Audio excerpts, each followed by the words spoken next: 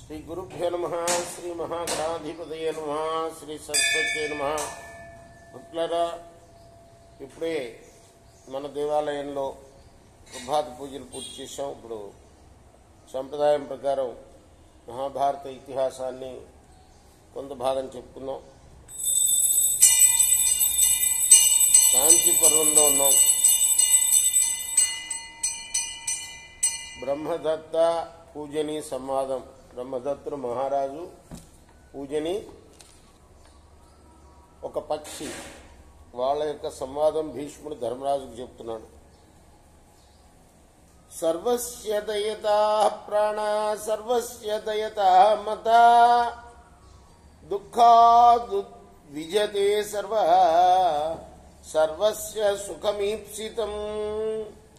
ప్రాణాలందరికీ ప్రియమైనవే, సంతానం అందరికీ కూడా ఇష్టమైనదే. అందరూ దుఃఖం వల్ల ఉద్వేగాన్ని పొందుతారు. అందరికీ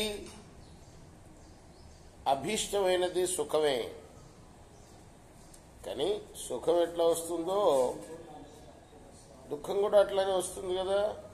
సుఖం మనకు తెలియకుండానే వస్తుంది, దుఃఖం కూడా మనకు తెలియకుండానే వస్తుంది. రెండింటి సమ్మిళనమే జీవితం అంటే.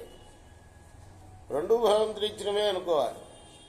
దుఃఖం జరా బ్రహ్మదత్త దుఃఖమర్థ విపర్యయ దుఃఖం చానిష్ట సంవాస దుఃఖమిష్ట వియోజనం.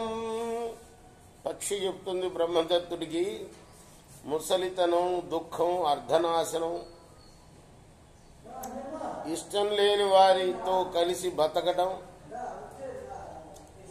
ఇష్టజన వియోగం, ఇవన్నీ దుఃఖాలే. వధబంధకృతం దుఃఖం స్త్రీకృతం సహజం తథా దుఃఖం సుతేన సతతం జనాన్ విపరివర్తతే. వధ బంధనాల వల్ల జనులకు దుఃఖం కలుగుతుంది. స్త్రీ కారణంగా లేదా స్వాభావికంగా కూడా దుఃఖం కలుగుతుంది. సంతానం వల్ల అయితే ఎప్పుడు దుఃఖమే.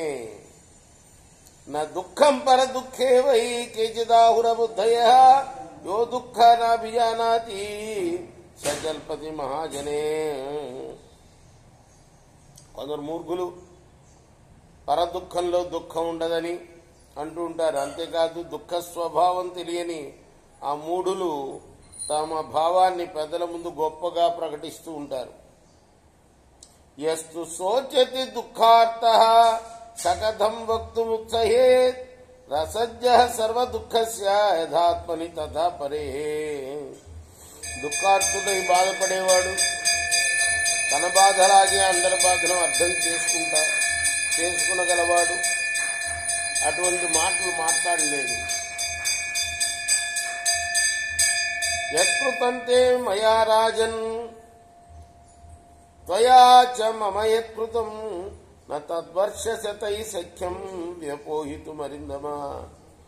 రాజా, నేను నీ పట్ల చేసిన పని, నువ్వు నా పట్ల చేసిన పని 100 సంవత్సరాలు గడిచినా కూడా మరపు రానిదయ్యా. నువ్వంటే ఇక్కడ నీ పుత్రుడు అని భర్త ఆత్మావై పుత్రనామ అంట. ఈ బ్రహ్మదత్తుడి యొక్క పుత్రుడు తన పిల్లని చంపేశాడు, పక్షిని. దానికి ప్రతీకారం తెచ్చుకుంటానికి ఈ పక్షి ఆ బ్రహ్మదత్తుడు కొడుకు యొక్క గుడ్లను పీకేసింది. కాబట్టి ఈ రెండు పనులు కూడాను 100 సంవత్సరాలు గడిచినా కూడా మరపు రానివి అంటున్నారు. రేపు మనం 68వ శ్లోకం నుండి కొనసాగిద్దాం. కృష్ణార్పణమస్తు. సాయి కృష్ణార్పణమస్తు. స్వస్తి ప్రజాభ్య పరిపాలయంతాం న్యాయేన మార్గేణ మహిం మహేషా. గోబ్రాహ్మణేభ్య శుభమస్తు. నిత్యం లోకాః సమస్తాః సుఖినో భవంతు. కృష్ణార్పణమస్తు. సాయి కృష్ణ.